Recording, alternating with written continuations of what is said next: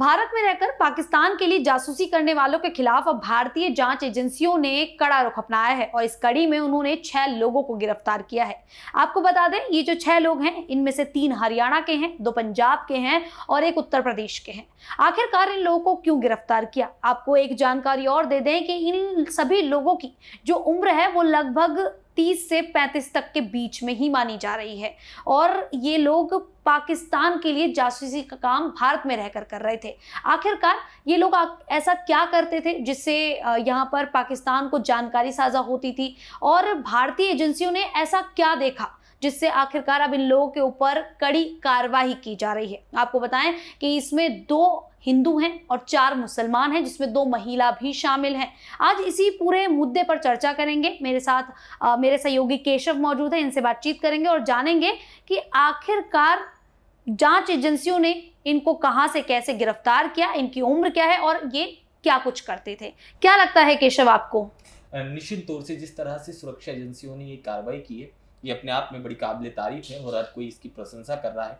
खैर, सबसे पहला नाम इस पे कट टू कट बताएं तो वो ज्योति का आता है, क्योंकि ज्योति एक बड़ा नाम है और सोशल मीडिया की दुनिया में हम उन्हें लगातार देखते रहते हैं और उनकी जो ट्रैवल्स ब्लॉग हैं उन्हें खासा पसंद किया जाता है और ये सुर्खियों में आती हैं जब ये पाकिस्तान जाती है। और पाकिस्तान 2018 में जब जाती हैं तो कई मंदिर घूमती हैं और मंदिर में जब ये घूमती हैं तो कई चीज़ें सामने आती हैं। उस दौरान जो सुरक्षा एजेंसी हैं उन्होंने लगातार दावा किया है कि वहाँ पर ये ISI एजेंटों से मिली और जिस तरह का इनका खर्चा जो उठाया गया वो भी पाकिस्तान के जो एजेंट थे उन्होंने ही उठाया। अब सबसे बड़ा सवाल ये है, क्योंकि इंडिया में इतना भारी भरकम नाम है सोशल मीडिया का, इनकी शुरुआत जो है वो हिसार से होती है। होम टाउन इनका हिसार ही बताते हैं सोशल मीडिया पर जो जानकारी उपलब्ध है और इन्होंने जो शुरुआती शिक्षा है हिसार से ही करी। उसके बाद ये कुरुक्षेत्र यूनिवर्सिटी से इन्होंने पढ़ाई की और इसके बाद ये जर्नलिज्म में काफ़ी ज़्यादा रुचि थी, लिखने का बड़ा शौक था।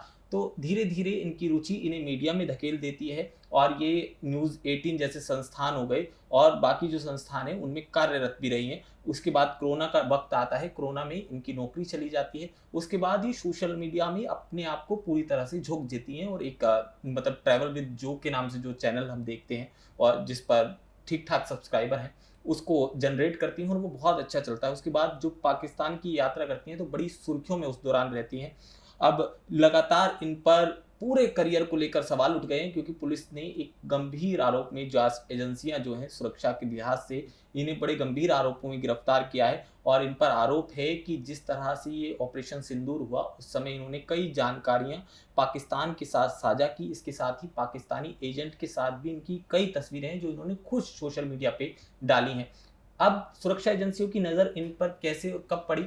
तो जब भी ये पाकिस्तान गई और उसके बाद आई तो हमने लगातार देखा और उनका सोशल मीडिया अकाउंट खंगाला तो वो देखने को मिलता है शालिनी कि ये हमेशा से इंडिया को क्रिटिसाइज करती हुई आई है और उसके मतलब कह लीजिए कि एक तरह से विरोध में हिंदुस्तान की लगी हैं और वहीं पाकिस्तान को एक भारी भरकम छवि वाला देश बताने के लिए इन्होंने कई पोस्ट किए हैं। अब उन पर मुकदमा दर्ज हो गया है और लगातार, क्योंकि पुलिस ने पहले गिरफ्तार किया गया उसके बाद अब रिमांड भी मिल गई है पुलिस को। अगर धारा की बात कर लें तो BNS की धारा 152 और इसके साथ ही आपराधिक गोपनीयता अधिनियम 1923 की धारा 3, 4, 5 के तहत ये मामला दर्ज हुआ है। तो इसका मतलब साफ तौर से ये है, क्योंकि ये मामूली धारा नहीं है और देश हित में ये सारी चीज़ें हो रही हैं, तो इन्हें अभी फिलहाल गिरफ्तार कर लिया गया है। अभी रिमांड पे है, लगातार पूछताछ चल रही है। और सबसे बड़ी खबर जो है कि इन्होंने कथित तौर पर ये स्वीकार किया है कि कहीं ना कहीं ये पाकिस्तानी एजेंटों के टच में थी और कुछ मीडिया रिपोर्ट्स की मांग नहीं, क्योंकि अब सोशल मीडिया पे एक भूचाल आता हुआ आप देख रहे हैं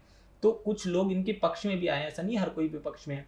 तो कुछ लोगों का कहना ये भी है कि लव जिहाद का शिकार हुई हैं और तमाम तरह की बातें, मगर कुल मिला वो डिनर की एक बात सामने आ रही है कि दानिश जी के साथ डिनर पर उन्हें इनवाइट किया गया था। बिल्कुल। तो मगर अब इनको पूरी तरह से, क्योंकि 21 अक्टूबर 2018 की वो तारीख थी जब ये मामला पूरी तरह से मतलब संदर्भ में आया और ये पूरी तरह से मतलब संलिप्त पाई गई हैं इन सारी चीज़ों में। मगर अभी वर्तमान स्थिति में आप देखेंगे तो ये पुलिस हिरासत में, लगातार पुलिस पूछताछ कर रही है और जो इनके डिवाइस हैं जैसे कि फ़ोन हो गया, लैपटॉप हो गया और भी जो बाकी इलेक्ट्रॉनिक आइटम है, क्योंकि ये अगर चैट की बात करेंगे तो सोशल मीडिया ऐप जैसे हैं स्नैपचैट हो गया, व्हाट्सअप हो गया और तमाम इंस्टाग्राम हो गया, उन ऐप्स के जरिए टच में थी। और जब से इन्होंने पाकिस्तान की यात्रा करी उसी के बाद ये सुरक्षा एजेंसियों के रडार पर आ गई थी, लगातार जांच हुई और उसके बाद अब जाकर पुलिस ने इन्हें गिरफ्तार किया है। तो ये ज्योति मल्होत्रा का पूरा बायोडाटा हमने बताया। ये तो ज्योति की बात हो गई और ये हिंदू समाज से आती हैं। यहीं पर अगर एक और महिला की हम बात कर लें, गजाला जी की, वो गजाला की, उन्हें मतलब किस आरोप में यहाँ पर गिरफ्तार किया गया, कहाँ से उन्हें गिरफ्तार किया गया था? गजाला की बात करते हैं तो गजाला की उम्र 32 साल की है और वो पंजाब के मलेरकोटला की रहने वाली है। साल 2010 की बात करते हैं तो उसने अपनी जो 10वीं क्लास थी वो इस्लामिक गर्ल्स जो स्कूल था उससे पास आउट करी और 2012 में उसने 12वीं की पूरी पढ़ाई करी है। और 23 अप्रैल 2018 की वो तारीख थी जब उसकी शादी इमरान राणा से होती है, जिसके फादर का नाम आप बताएं तो मोहम्मद शकील अहमद होता है। और शादी करके वो मलेरकोटला में आती है। किसी कारणवश उसके पति की मृत्यु हो जाती है। उसके बाद उसके ऊपर एक विधवा का टैग लग जाता है और कई लोग कह रहे हैं कि उसने सोची समझी साजिश के तहत ये सारी चीज़ें करी हैं और कई लोगों का कहना है कि विधवा थी वो, तो इस तरह से पाकिस्तान के जो खुफिया एजेंट थे उन्होंने उन्हें अपने जाल में फंसा लिया। मगर अब ये सब जांच का विषय है, सुरक्षा एजेंसियां इस पर पूरी जांच करेंगी। मगर जो गजाला की बात करें तो वो जो दिल्ली में पाकिस्तान का उच्चायोग है और एम्बेसी जिसे कम कहते हैं उसमें एक कर्मचारी है, उसका नाम है एहसान उल रहीम और उसका नाम उसे दानिश के नाम से ही बुलाया जाता है। वो उसके संपर्क में थी। उसके संपर्क में क्या थी, वो उससे लेन देन की सारी चीज़ें करती थी और पैसे का लेन देन उसका दानिश के साथ होता था। अब इसे समझने के लिए जैसे एक 7 मार्च 2025 की एक तारीख ले लीजिए तो उसने 10,000 रुपये लिए। उसके बाद 23 मार्च की, मतलब फैक्ट के साथ हम बता रहे हैं आपको, 23 मार्च को उनने 20,000 रुपये उससे लिए हैं। उसके साथ इसके बदले उसने कई मतलब जो खुफिया जानकारी हैं वो पाकिस्तान तक पहुंचाई हैं और ये पूरी चीज़ें हवाला के दौर पे होती थी। मतलब ये पूरा रैकेट चलता था, इसमें और लोग भी संलिप्त हैं। फिलहाल उसकी गिरफ्तारी मलेरकोटला से गिरफ्तार किया गया था और जांच में पता चला कि वो हवाला नेटवर्क का हिस्सा भी थी, जैसा कि मैंने बताया, जिसके माध्यम से, क्योंकि जो पैसा आता है बाहर विदेशों से वो हवाले के जरिए आता है और हवाले के जरिए बाहर जाता है। तो इसमें पूरी तरह से लिप्त थी वो और कहीं ना कहीं वो आईएसआई के टच में भी थी और अब जाकर उन पर नकेल कस गई है क्योंकि वो कहीं ना कहीं इस नेटवर्क का हिस्सा बताई जा रही हैं। तो और ये कई लोग जो उनके लिए सॉफ्ट कॉर्नर है लोगों के मन में, तो वो कह रहे हैं एक विधवा थी तो आसानी के साथ वो शिकार हो गई। तो वो कह सकते हैं जैसे वो केरला स्टोरी आई थी उसमें भी बहलाया फुसलाया जा रहा था, तो इसका भी शिकार हो सकते हैं। हाँ, मतलब ये सब जांच का विषय है, जांच एजेंसियों का काम है। अब जांच एजेंसी इस पर पूरे मामले की जांच करेंगी और बताएंगी कि आने वाले समय अच्छा, और क्या लगता है कि अभी जिस तरीके से जांच एजेंसियां लगातार काम कर रही हैं, लगता है कि और भी चेहरे ऐसे सामने आ सकते हैं? बिल्कुल आ सकते हैं और इसमें भी जो गिरफ्तारी हुई है, हम जैसे अगली एक जो शख्स है उसकी बात कर लें तो वो यामीन मोहम्मद है। यामीन मोहम्मद का जिक्र करें, माफ़ कीजिएगा, तो वो भी इसी के साथ लिप्त था और वो भी मलेरकोटला का ही रहने वाला है। वो अगर व्यक्तिगत रूप से बात करें तो वो शिक्षा विक्षा के बारे में ज़्यादा तो नहीं है और अभी इन लोगों के बारे में जानकारी उतनी भी निकल के नहीं आई है। तो ऐसा कह सकते हैं कि इनकी कड़ी गजाला से हो, क्या पता गजाला से जुड़ती हुई नजर आए। इनकी गजाला से भी इसकी छवि जुड़ेगी और इसकी दानिश के साथ भी जुड़ेगी, जो गजाला वाले में मेन कैरेक्टर है, जो एजेंट है पाकिस्तान का, उसके साथ ये। अब गजाला पैसे भेजती थी, हवाले का काम करती थी। अब हवाले का मास्टरमाइंड कौन था? वो था ये यासिन, जिसकी हम बात कर रहे हैं बार बार। तो ये हवाले में मुख्य आरोपी के तौर पर हम इसे देख सकते हैं क्योंकि इसने ही गजाला को उस पूरे नेटवर्क में शामिल किया, ऐसा शक है। अभी जांच एजेंसियां जब कुछ साफ कह पाएंगे तो हम पुख्ता जानकारी दे पाएंगे, मगर हमारे जो सूत्र बता रहे हैं कि ये भी मलेरकोटला का था, ये भी गजाला के साथ था और गजाला के साथ ही इसकी गिरफ्तारी हुई है। सबसे अहम बात ये हो जाती है, तो ये उस नेटवर्क का मेन आदमी है। पंजाब पुलिस ने इसे गिरफ्तार कर लिया है और कई कार्रवाई इसके ऊपर अब होती आपको दिखाई देंगी क्योंकि गजाला और उसके बाद इस यामीन की बात की जाए तो ये दोनों एक ही कैरेक्टर हैं और दोनों एक ही जगह से आते हैं और दोनों ही आईएसआई जो एजेंट थे उनके टच में थे जो, और मेन काम यामीन करता था और गजाला अब इसी वजह से गजाला के लिए सॉफ्ट कॉर्नर है क्योंकि यामीन मास्टरमाइंड है पूरे हवाला का। यामीन ही देखता था कैसे पैसा आएगा, कैसे जाएगा, कैसे उसका इस्तेमाल होना है, कैसे जानकारी जानी है। तो क्योंकि आप समझिए एक विधवा औरत है, 35 साल की, 12वीं तक पढ़ाई की है, तो मगर इसमें और आगे आप जैसे हम नाम खोलेंगे तो और कड़ियां ऐसी हैं। मतलब एक खुफिया एजेंट बनने के लिए बहुत ज्यादा पढ़ना लिखना जरूरी नहीं है क्योंकि हमने आपको जैसे यामीन का बताया और उसके बाद गजाला का बता रहे हैं, तो दोनों उतने हिसाब से पढ़े लिखे विद्वान व्यक्ति नहीं है और बस इनसे जिस तरह की जानकारी ली जाती थी वो जानकारी ले रहे थे और ये सीधे हैंडलर के टच में थे शालिनी। तो पाकिस्तान से सीधा सीधा कनेक्शन इनका देखने को मिलता है। अच्छा, हमने दो हिंदू, मैंने शुरुआत में ही बताया था कि दो हिंदू हैं, जिसमें एक महिला की बात हो चुकी है, ज्योति की। दूसरी बात कर लेते हैं देवेंद्र सिंह की। ये भी हिंदू समाज से हैं। ये इनकी यहाँ पर अगर देखा जाए तो एजेंसी ने इनको किस तरीके से पकड़ा है, किस तरीके से एजेंसी को शक हुआ इनके ऊपर और फिर अब कार्रवाई की जा रही है? देवेंद्र की बड़ा दिलचस्प है देवेंद्र की कहानी ना शालिनी। देवेंद्र की जो उम्र है वो महज 25 साल की है, एक नौजवान लड़का, और उस पर इतने संगीन और गंभीर आरोप लगे हैं। वो हरियाणा के कैथल जिले के मस्तगढ़ एक जगह है, गांव पड़ता है छोटा सा, वहाँ का रहने वाला है, और वो भी उसका पढ़ा लिखा इतना ज़्यादा बैकग्राउंड दिखता नहीं है। अब ऑपरेशन सिंदूर सबको पता है और उसका जिक्र हमने खूब किया है, खूब न्यूज़ चैनल्स ने किया है। इस पर आरोप है कि इसने ऑपरेशन सिंदूर जिस वक्त चल रहा था उस समय भारत की कई जो सैन्य जानकारी थी वो पाकिस्तान तक पहुंचाई थी। लेकिन सबसे बड़ी बात वही है ना कि देवेंद्र सिंह के पास वो जानकारी कैसे पहुंची? नहीं, ये एक बड़ा जांच का विषय है, मगर वो जानकारी कैसे पहुंची उसके अलग अलग तथ्य हो सकते हैं, क्योंकि अभी तक सुरक्षा एजेंसियों ने साफ नहीं किया है। ये जानकारी हम जो बात कर रहे हैं और अपनी ऑडियंस को बता रहे हैं वो सिर्फ सूत्रों के आधार पर बता रहे हैं। तो सूत्र वही बताते हैं कि मीडिया से जानकारी ली, उसके आसपास कुछ कांटेक्ट होंगे, कुछ लोग और होंगे। अब कड़ी दर कड़ी खुली है। आपने देखा है कि जिस तरह हरियाणा में जिस तरह से पूरी लिप्तता चल रही है, तो उसके बाद एक चेहरा आ रहा है, तो उसने भी वो कई लोगों के टच में था, और अब जब एक के बाद एक कड़ी खुलेगी तो कई लोगों का नाम आएगा। उसने मीडिया से वो जानकारी ली होगी, क्या पता सेना के आसपास किसी का घर हो, वो उसका मित्र हो, वो वहां से उसे फोटोज या मैसेज करता हो, या फिर जम्मू कश्मीर से ये तार जुड़ेंगे कि कॉन्वे कब आना है। पुलवामा में हमने देखा था कितना जबरदस्त तरह से हमने वो हमला देखा था, तो आतंकवादी इसके टच में थे, और ये जो एजेंट है पाकिस्तान कि वो इसके टच में थे, तो ये इस तरह की सारी चीजें भेजता था। अब आपने वो सवाल करा, तो आपको बता दें कि पंजाब के पटियाला छावनी का इनने वीडियो और जो संवेदनशील चीजें थी, संवेदनशील का मतलब अगर इस जगह संवेदनशील नाम का जिक्र हो रहा है तो आप समझिए कि वो कितना उन संवेदनशील में कितनी सारी चीजें आ जाएंगी। तो पठानकोट एयरबेस है, आपको पता होगा, वहां पर भी जब पाकिस्तान ने हमला किया तो वहां पर भी कई ड्रोन अटैक हुए थे, धमाके की आवाज सुनी थी। तो इसने वो वाली जानकारी आईएसआई हैंडल जो थे उन्हें भेजी थी। और इसके साथ ही ये मास्टरमाइंड कैसे निकलता है, करतारपुर कॉरिडोर जब भारत पाकिस्तान ने जब ये समझौता हुआ तो कई भारतीय जाते थे, तो ये क्या था, देवेंद्र ये यात्रा कराने के लिए ले जाता था कॉरिडोर पर, और उसके बाद इसकी वहाँ मुलाकात होती है आईएसआई से, ऐसी जानकारी निकल के आती है। उसके बाद आईएसआई इसे पूरी चीज़ें सिखाता है और इसकी एक प्रॉपर ट्रेनिंग होती है, जैसा निकल कर सामने आ रहा है। तो उसके बाद इसने धर्म की आड़ में पाकिस्तान का साथ दिया, और इसके बाद सुरक्षा एजेंसियों के लंबे समय से निशाने पर था। अब जब एक के बाद एक कड़ी खुलनी शुरू हुई थी तो इसका नाम भी रेडार पर था। तो आप समझिए ये करतारपुर कॉरिडोर से कितनी सारी चीजें जुड़ रही हैं, क्योंकि कितनी बार यात्रा करी होगी। अभी तो ये सारी चीजें खुलनी बाकी हैं कि कितनी बार गया, किस किस से मिला, कैसे कैसे इसने पूरा काम करा, और यात्राएं ले जाता है तो सिर्फ लोगों को ले जाता है, लोगों के साथ क्या सामान ले जाता है, कितनी गोपनीयता हमारी भारत की उनके साथ साझा करता है, ये बड़ा सवाल है। मगर फिलहाल पुलिस की हिरासत में है और पुलिस अपना काम कर रही है सुरक्षा। एक सवाल मन में मेरे बहुत ज्यादा आ रहा है कि ये ज्यादातर जो लोग हैं हरियाणा पंजाब से मिल रहे हैं, क्या कारण हो सकता है इसका? पंजाब का सबसे बड़ा कारण ये है कि पंजाब से जो है वो पाकिस्तान से लगता हुआ है। पंजाब के कई जिले हैं जो बॉर्डर पर आते हैं, फिरोजपुर हो गया और अमृतसर हो गया, ये तमाम जिले हैं जो पाकिस्तान से लगती हुई इनकी सीमाएं। महज कई जगह तो जैसे आप बाय रोड भी जाएंगे तो महज 5 किलोमीटर की दूरी पे पाकिस्तान नजर आ जाएगा आपको।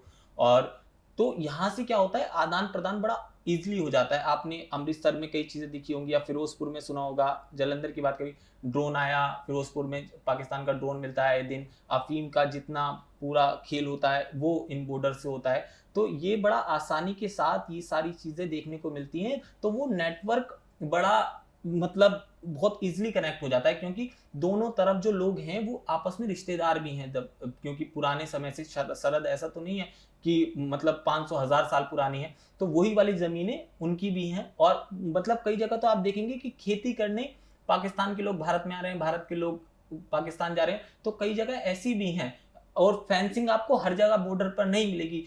आप एलओसी को पूरी तरह फेंसिंग के साथ कवर नहीं कर सकते। अभी भी ये चीजें हो रही हैं, अब आतंकवादी आ रहे हैं तो सवाल ये उठता है कि आ कैसे रहे हैं, क्योंकि हर जगह फेंसिंग तो नहीं है, हर जगह हम अपनी फोर्स को डिप्लॉयड तो नहीं कर सकते। तो पाकिस्तान और हरियाणा का नाम आ रहा है कि पाकिस्तान से लगता हुआ पंजाब है और पंजाब से लगता हुआ हरियाणा है जी। इसमें हम दूसरे नाम की बात कर लेते हैं। अरमान का नाम सामने आ रहा है, इसके बारे में एजेंसियों को कैसे जानकारी मिली? क्योंकि अगर देखा जाए तो जो अरमान है वो भी हरियाणा के ही हैं। हरियाणा से गिरफ्तारी अरमान की हुई है। हरियाणा के नूह जिले से, नूह भी एक संवेदनशील इलाका है और वहां से पुलिस ने उसे पकड़ा है और उसके बारे में कई जानकारी उपलब्ध हुई है। आपको बता दें, वो जो अरमान है, भारतीय सिम कार्ड और डिफेंस जो संबंधित चीजें हैं वो दानिश को भेजने का उसके ऊपर आरोप है। दानिश आप समझिए वो पहले वाला कैरेक्टर जो पाकिस्तान का एजेंट है, जो पाकिस्तान में बैठकर मतलब देखा जाए तो एक ही नाम चारों तरफ घूमता हुआ नजर आ रहा है। दानिश का नाम पूरी मतलब घूम रहा है। और अब देखना ये भी होगा कि दानिश के संपर्क में और कितने लोग थे, क्योंकि अभी तो हमारे सामने सिर्फ 6 लोगों की सूची आई है। अब धीरे धीरे ये लिस्ट और ज्यादा बड़ी होगी और हाल ही में बड़ी होगी, एक लंबा अरसा नहीं लगेगा। 2-4 दिन में हम देखेंगे कि ये जो लिस्ट है उसमें बहुत ज्यादा बढ़ोतरी होती दिखाई देगी।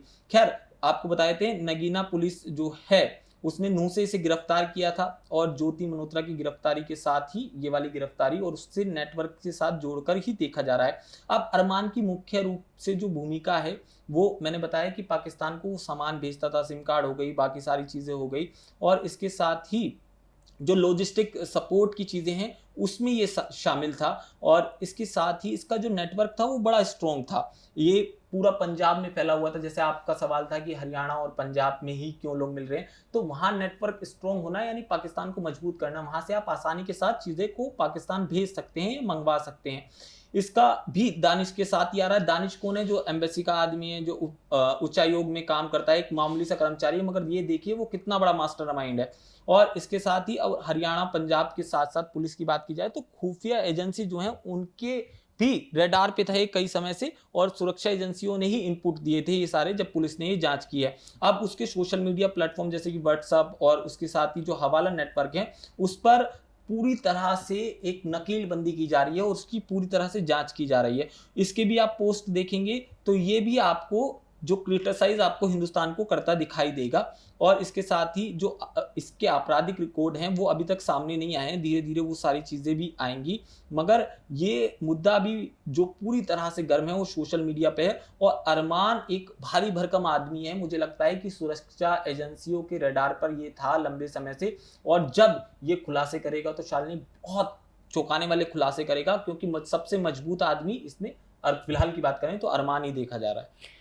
केशव, एक सवाल और ये है कि बहुत से यूट्यूब चैनल्स की बात कर लें तो वो जब कुछ खबर वगैरह बनाते हैं या कुछ भी करते हैं तो वो अपने गेस्टों को जोड़ते हैं, वो पाकिस्तान से भी होते हैं। तो बहुत से यूट्यूब चैनल ऐसे हैं जो अब डर रहे हैं, उनको डर लग रहा है कि कहीं उनके ऊपर किसी तरीके की कोई कार्रवाई ना हो जाए।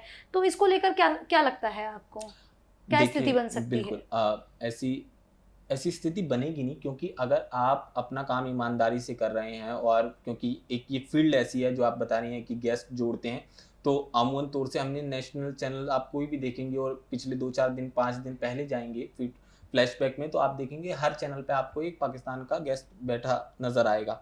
और वो गेस्ट पाकिस्तान का पक्ष रखने के लिए पाकिस्तान से ही गेस्ट बुलाया जाएगा, कोई सऊदी अरबिया या फिर इंग्लैंड से तो आदमी लाएंगे नहीं। तो और मगर जो भी पाकिस्तान के गेस्ट आपको मिलेंगे तो वो एक वेल रेपुटेटेड पाकिस्तान के लिए, मतलब वो एक व्यक्ति, क्योंकि अगर युद्ध की बात होगी तो आप किसी जनरल को बैठाओगे, मेजर को बैठाओगे, लेकिन उनके जनरल तो बहुत अजीबोगरीब बातें कर देते हैं। वो बात का विषय शालिनी, वो सारी चीजें अजीबोगरीब हैं। मगर फिलहाल एक बार हम एक नाम बचा हुआ है नोमान, उसके बाद फिर एक बार फाइनल टच देंगे इसे। तो नोमान के बारे में बता दूं, नोमान भी एक, इसकी उम्र महज 24 साल। अब आप देखिए 24 साल के लड़के पर किस तरह के आरोप लगे हैं और ये कब तक जेल रहेगा, आप इसकी बात अंदाजा लगाइए। इनका परिवार को पता था नहीं पता था, ये भी बात का विषय है। अब ये उत्तर प्रदेश के शामली के कैराना का रहने वाला है। कैराना भी सेंसिटिव इलाका है। वो हरियाणा के पानीपत में रहता था, उसके बाद जहाँ से उसे गिरफ्तार किया पानीपत में रहता था, और उसके बाद उसका काम क्या करता था वो शालिनी, वो एक सिक्योरिटी गार्ड था, महज सिक्योरिटी गार्ड। अब उस पर कौन शक करेगा, क्या करेगा? अब उस पर आरोप क्या है, अब आरोप सुनिए आप। उस पर नोमान पर आरोप है कि वो जो पाकिस्तान में ISI के अंडर विक्की उर्फ शाह के लिए जासूसी करता था हिंदुस्तान की। और ऑपरेशन सिंदूर, फिर एक बार दोबारा आ जाता है ऑपरेशन सिंदूर, कि ऑपरेशन सिंदूर में उसने भी जो खुफिया जानकारी थी उसे लीक कर कर पाकिस्तान को दिया था। इसके जरिए अगर इसकी व्हाट्सएप चैट जब खुफिया एजेंसी ने खंगाली है तो उसमें पता चला है कि ये जो ऐप थे बाकी सारे वो, और सोशल मीडिया जैसे स्नैपचैट हो गया, इंस्टाग्राम हो गया, तमाम जो ऐप हैं उनके द्वारा टच में था। और ये 50 से ज़्यादा जो पाकिस्तान में लोग बैठे हैं उनके संपर्क में था। तो ये बहुत बड़ी खबर है, पाकिस्तान के 50 लोगों के संपर्क में था। और वो 50 लोग शालिनी वो होंगे जो सुरक्षा से जुड़े होंगे, उसमें ISI के एजेंट होंगे, उसके साथ ही कुछ अलकायदा के लोग हो सकते हैं, जैसे मोहम्मद के लोग हो सकते हैं, हिजबुल के लोग हो सकते हैं, सैन्य पाकिस्तान के अधिकारी हो सकते हैं। लिहाजा नोमान का कोई पाकिस्तान का रिश्तेदार तो होगा नहीं, क्योंकि ऐसा कुछ निकल कर नहीं आया, वो बाद में आएगा।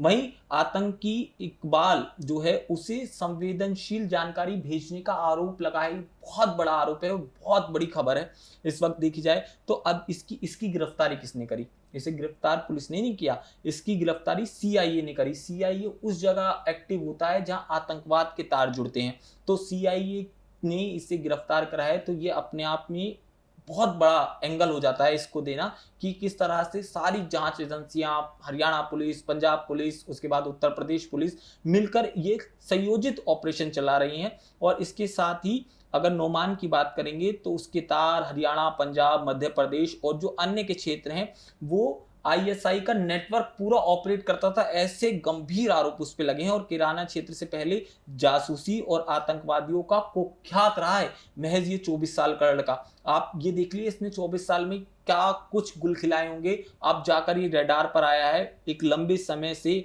इसकी मतलब जांच पुलिस कर रही थी, और इसके साथ ही जो सुरक्षा एजेंसियां हैं उनकी रडार पर था ये, और ये लंबे समय तक अब जाएगा। तो और इसके साथ ही जब इसकी जांच होगी, सुरक्षा एजेंसियां इससे पूछताछ करेंगी और अपने तौर तरीके से इसे पूछेंगी, तो ये बहुत कुछ उगलेगा। क्योंकि मुझे ऐसा लगता है ये 24 साल का लड़का एक बहुत बड़ा मतलब सुराग होगा जो पाकिस्तान को आगे जाके शर्मसार करेगा। और बहुत सारी चीजें इसके दिमाग में मतलब अभी इसके जहन में है जो धीरे धीरे करके बाहर आएंगी, सुरक्षा एजेंसियां इससे निकालेगी। बिल्कुल, आपने बहुत सारी चीज़ें हमारे जो दर्शक हैं उनको क्लियर कर दी हैं। हमने भी आपको बहुत सारी, हर एक जो 6 व्यक्ति हैं उनकी एक एक जानकारी आपको दे दी। हालांकि अभी जांच एजेंसियां लगातार उनसे पूछताछ कर रही हैं। जिस तरीके से जानकारी सामने आएगी हम आपको एक एक कर सभी जानकारी साझा करेंगे। तब तक के लिए आप देखते रहिए द न्यूज़ 15।